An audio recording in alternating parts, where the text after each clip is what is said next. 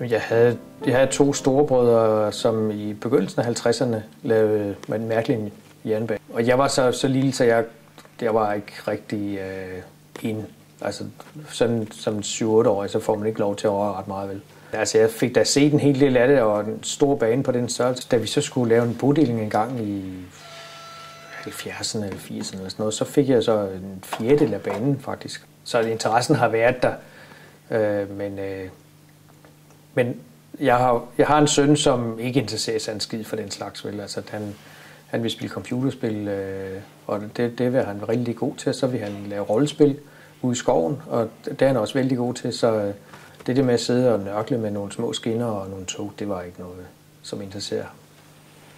Men så kom det her tilbud om at være med her, og så var jeg var ikke ret lang tid om at sige ja til, at det ville jeg skide gerne med til. En manual på 786 sider på tysk er en kolossal udfordring. Og der er meget af det, som man skal følge, og det gør vi så ikke altid vel, men så prøver vi os frem og prøver at se, om vi kan få det til at virke. Og så spørger vi nogle gange nogle eksperter ude i byen, og får nogle svar i vest, som vi spørger i øst. Ikke? Så det er meget os selv, der skal prøve at enten læse lidt mere om, hvordan det kan komme til at virke, eller også prøve sig frem og få det til at virke. Ja, der er jo lidt af samværet med familien, som der bliver lidt mindre af, men nu har jeg min søn boende lige hernede i Nannasgade også, så på den anden side, så kommer jeg tit ind og besøger ham på vej herhen, eller på vej hjem, ikke? Så det går sådan lidt lige op. Frank, som ikke er her i dag, var en af mine gode gamle venner. Ham og hans søn arvede et stort anlæg fra en morfar over på Fyn. Og så var vi sammen en dag, og så snakkede vi modeljernbane. Jeg har selv haft modeljernbane som dreng.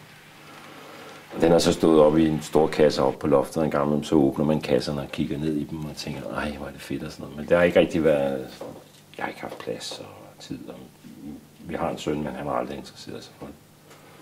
Og så spurgte Frank, om jeg var interesseret.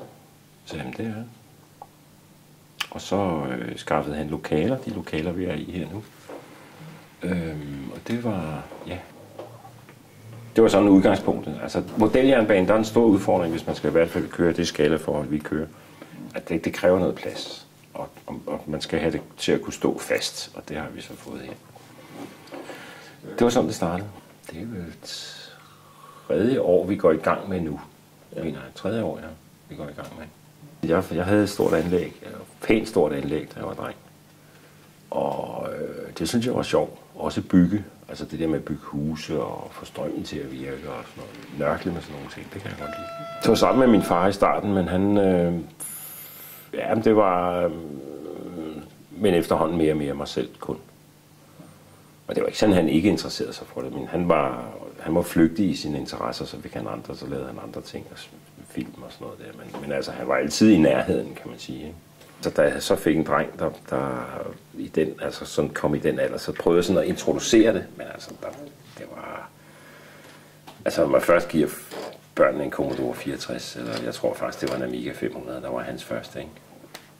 Så det er jo interessen, ikke? Jeg synes, de der tekniske udfordringer, vi har haft med styringen, har været lidt voldsomme, det vil jeg sige.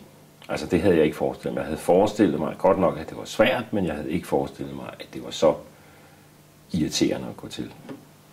Det må jeg sige. Styrebanen, den er jo tegnet af her, ligesom nogenlunde som den ser ud i virkeligheden. Og så kan vi styre hver enkelt tog manuelt ved at bare at sætte sådan en speeder op til et eller andet.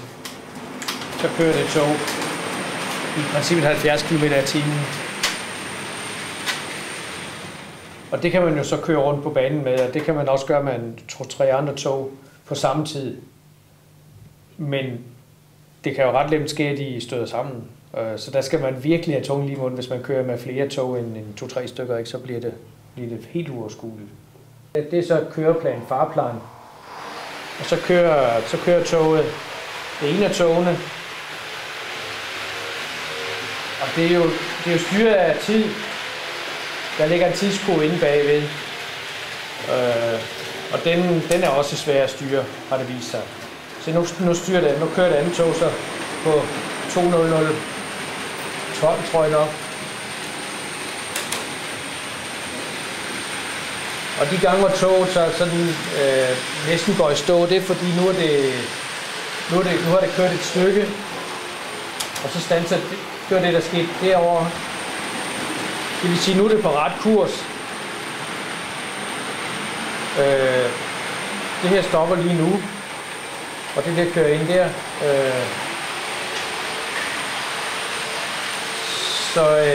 Så lige nu, der kører banen faktisk, som den skal. Man har hørt DSB sige noget det samme en gang imellem, ikke?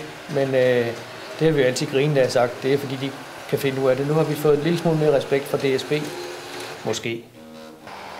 Og det der vil være fedt med sådan en bane, det er, at man bare kan lade det køre, ikke? Og så kan man sige, nu skal du se, nu kører det der tog snart derovre, ikke? Men her, sådan som det kører nu, så er man jo nødt til at have musen i hånden for at kunne sige, at der er lige et tog, jeg lige skal stoppe, fordi det har kørt forkert, ikke? Ellers så siger det jo lige klasse på et tidspunkt, og så har vi da balladen. Og den, der kører fra Holbæk til Rørvig, det er der Sløver Nykøbing.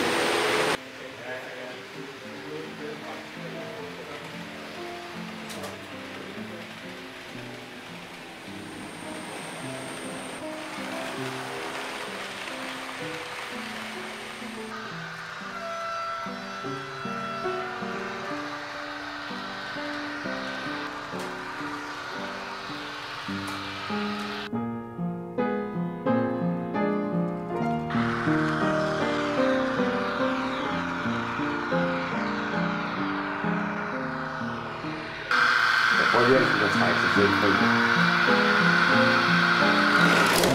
Det kunne den ikke.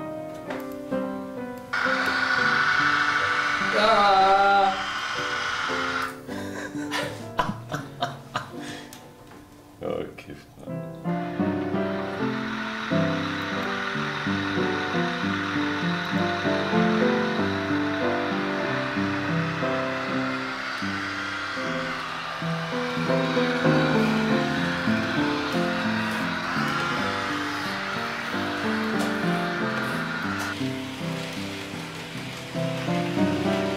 Det kan også godt være, at den skal køres lidt varm.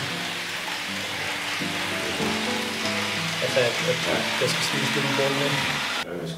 Vi skal lave banen på det. Og så skal vi her jo have lavet den her containerhavn. Eller måske både containerhavn og biltransporthavn, har vi snakket om. Men der skulle gerne ligge et containerskib i det her havnebassin. Det er vel processen, der er det sjove, ikke? Altså den dag, man har sat det sidste træ på og færdig, ikke? Så skal man brække det fra hinanden og begynde forfra, ikke?